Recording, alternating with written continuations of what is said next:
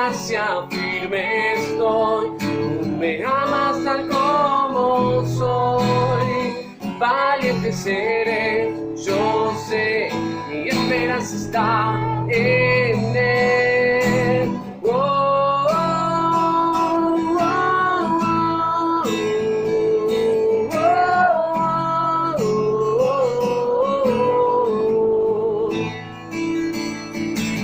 oh,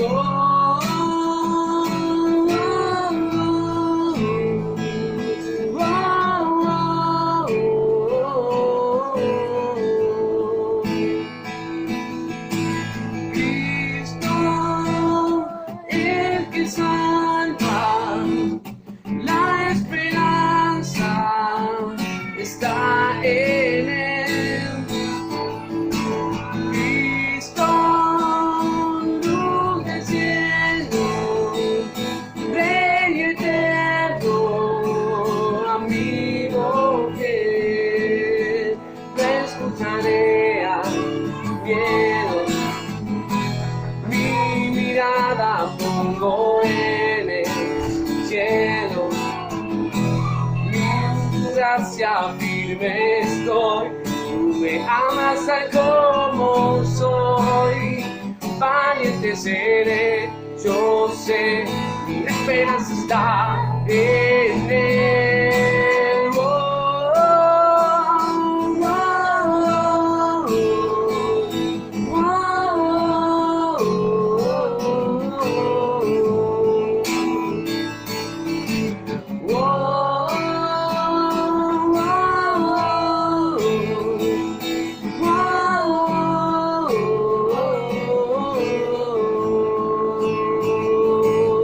Se oirá en los cielos el sonido de nuestra adoración. Las murallas caerán a sus pies al oír su voz. Por su gracia Él nos limpió, cuán bueno es Dios. Su nombre es Cristo. Se oirán en los cielos el sonido de nuestra adoración. Las murallas caen a sus pies al oír su voz. Por su gracia Él nos limpió, cuán bueno es Dios. Su nombre es Cristo. Cristo, el que salva, la esperanza está en él. Cristo, luz del cielo, Rey eterno, amigo fiel. Buenos días, queridos hermanos. Hoy, como cada primer día de la semana, nos tocaría estar reunidos celebrando la Cena del Señor, pero por las disposiciones vigentes no podemos hacerlo. Pero queremos llegar a sus hogares a través de un mensaje referido a la obra de Cristo en la cruz del Calvario. Antes que nuestro hermano Rubén Martínez nos dé el mensaje que Dios ha puesto en su corazón, le voy a leer un pasaje de Hebreos, capítulo 10, versículo 22. Acerquémonos con corazón sincero, en plena certidumbre de fe, purificados los corazones de mala conciencia y lavados los cuerpos con agua pura. Mantengamos firme, sin fluctuar, la profesión de nuestra esperanza, porque fiel es el que prometió. Que el Señor nos bendiga en cada uno de nuestros hogares. Buenos días, hermanos y hermanas de 25 de mayo. Vamos a compartir en esta mañana un pasaje en la palabra de Dios que está en el libro de Salmos, el Salmo 91, un salmo muy conocido que nos habla acerca de la inmensa protección de Dios, acerca de cada uno de aquellos y sobre cada uno de aquellos que hemos confiado y creído en Él. Este salmo es interesante, como todo, lo es toda la Escritura desde ya, pero se podría dividir en tres partes. El verso 1 y 2 serían una introducción. Los versos 3 al 13 serían los peligros individuales de los cuales el creyente es protegido. Los versos 14, 15 y 16 serían una serie de promesas que Dios habla en primera persona. Los versos 3 al 13 tenemos el verso 3, 6 y el 10 que nos hablan acerca de enfermedades. El verso 4, 5 y 7 que utiliza términos militares.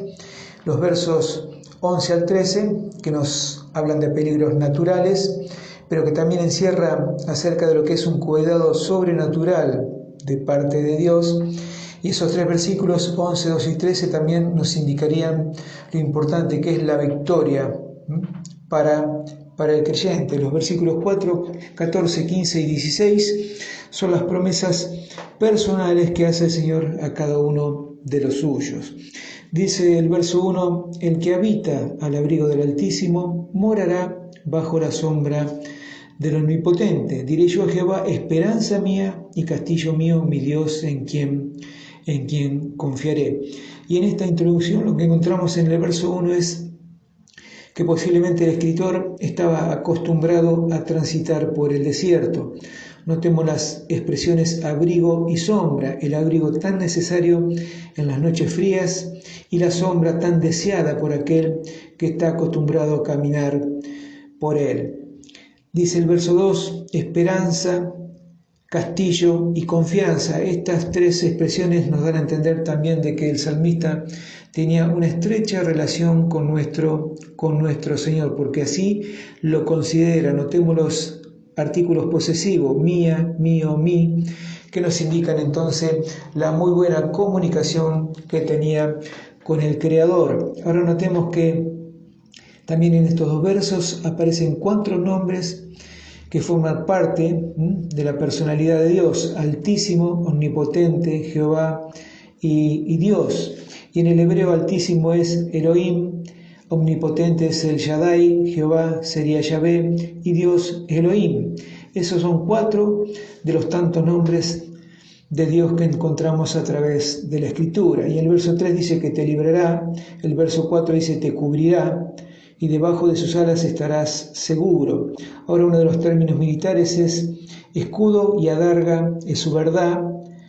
El verso 5 habla de saeta y el verso 7 dice caerán a tu lado 1000 y 10.000 a tu diestra, dice más a ti no llegará. Esos serían los términos militares, pero en definitiva, mi hermano, mi hermana, del verso 3 al 13 encontramos las diferentes oportunidades y las diferentes situaciones en las cuales el Señor constantemente está pendiente de cada uno de los suyos, de cada uno de aquellos que hemos creído en Él. Y dice el verso 14, por cuanto en mí ha puesto su amor, yo también lo libraré.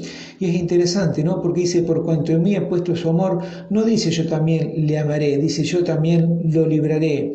Luego dice, le pondré en alto por cuanto ha conocido mi nombre.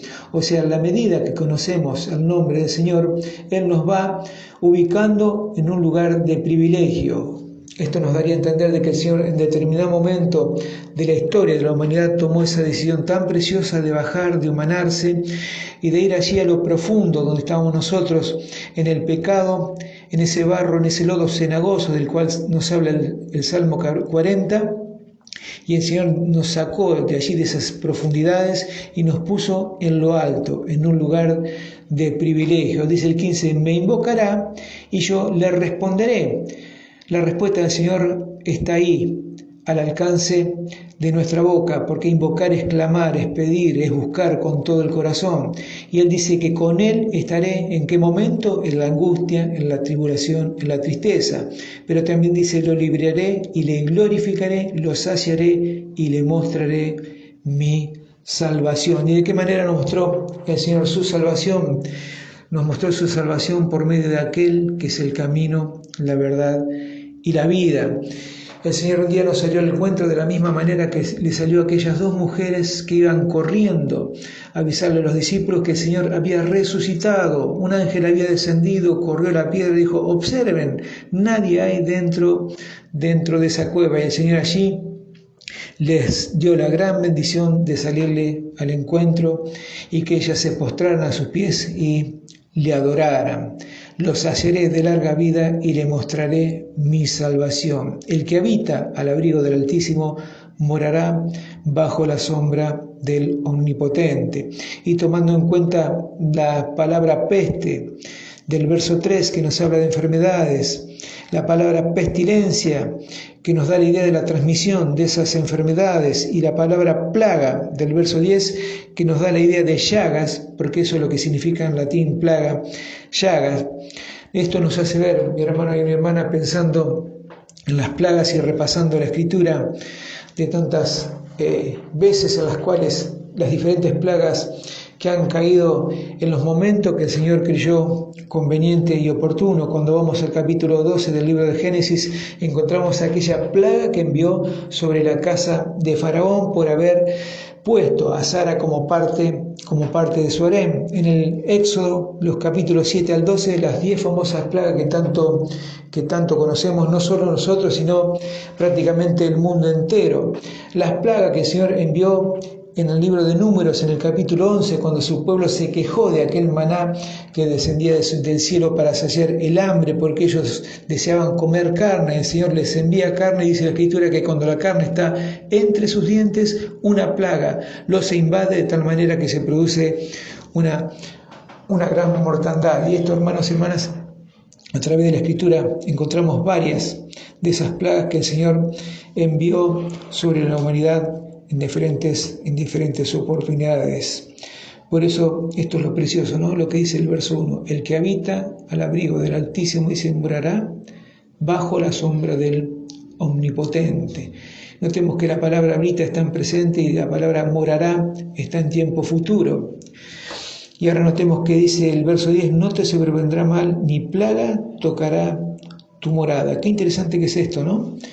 Poder pensar esto, ni plaga tocará tu morada, dice ahí.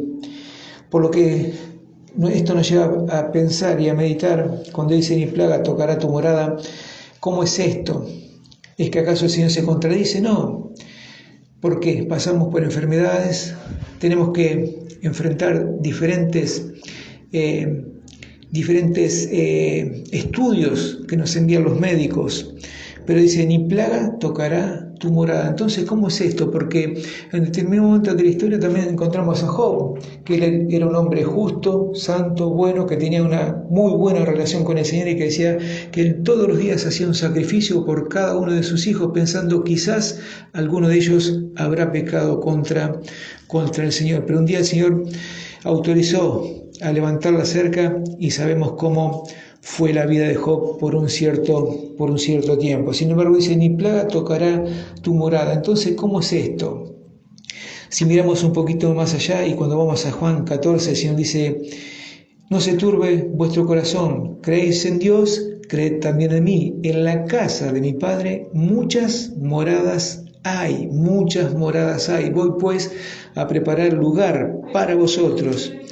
Y me voy, pero en algún momento volveré, dice el Señor. Y cuando Él vuelva, dice que nos tomará, que nos transformará y que nos llevará para que podamos entrar en ese lugar donde Él ahora está. Mi hermano, mi hermana, esa morada eterna nadie ni nadie la puede tocar. Ninguna plaga la tocará, porque es una morada eterna, una morada que el Señor está preparando para cada uno de nosotros, y cada uno de nosotros ya tiene una habitación reservada, lo cual pronto podremos disfrutar. Mientras tanto, el que habita al abrigo del Altísimo morará bajo la sombra del Omnipotente. Y cuando vamos a Génesis 49, allí entre las profecías de Jacob hacia cada uno de sus hijos, cuando habla acerca de Judá, cada uno de esos versículos nos deja también una enseñanza, porque el verso 8 nos habla de lo que sería